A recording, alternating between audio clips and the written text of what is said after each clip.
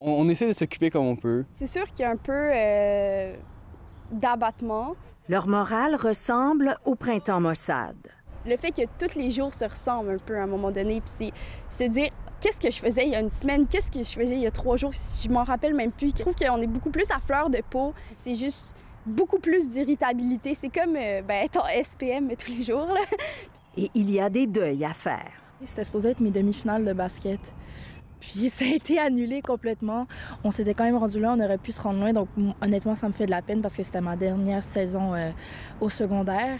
On n'a aucun contrôle sur ce qui se passe. On ne sait pas quand est-ce que ça va finir. Ils peuvent se sentir seuls, ils se sentent isolés. Il y a beaucoup de conflits aussi qui peuvent éclater à la maison en étant confinés 24 heures sur 24. Tel Jeune a augmenté le nombre d'intervenants pour répondre aux demandes en hausse de 30 % depuis la mi-mars. La détresse, l'anxiété, la déprime dominent. On dit que les jeunes sont très connectés sur les réseaux sociaux, qui textent beaucoup, mais ce qu'on se rend compte en ce moment, c'est que ce qui leur manque, c'est le contact humain. C'est plus facile de se parler en personne. Je pense surtout à ma meilleure amie.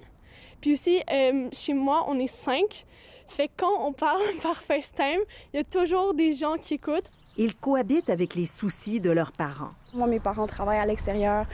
Moi et mon frère, on prépare les repas, on fait le ménage de la maison. La mère de Béatrice est médecin. J'ai vu ma mère revenir dans l'abattement, dans l'impression d'être au front un peu de la guerre, de cette guerre invisible-là. Puis je l'ai vu capoter. Émile, qui s'entraîne tous les jours, s'inquiète pour sa grand-mère. Elle a testé positive pour le coronavirus.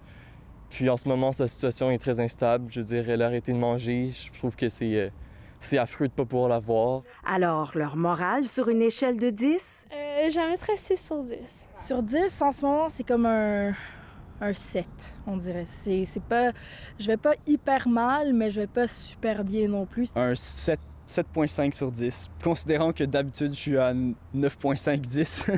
Tel Jeune a constaté une deuxième vague de déprime la semaine dernière quand les élèves du secondaire ont appris qu'ils ne retourneraient plus en classe. En tant que secondaire 5, le fait de savoir que notre dernière journée à l'école, on savait pas que c'était notre dernière journée à l'école. Puis je pense que tout le monde aurait voulu profiter d'une dernière fois pour dire au revoir aux amis qu'on sait qu'on va pas nécessairement revoir, à remercier ou juste aller voir des profs qu'on a appréciés au long de notre parcours.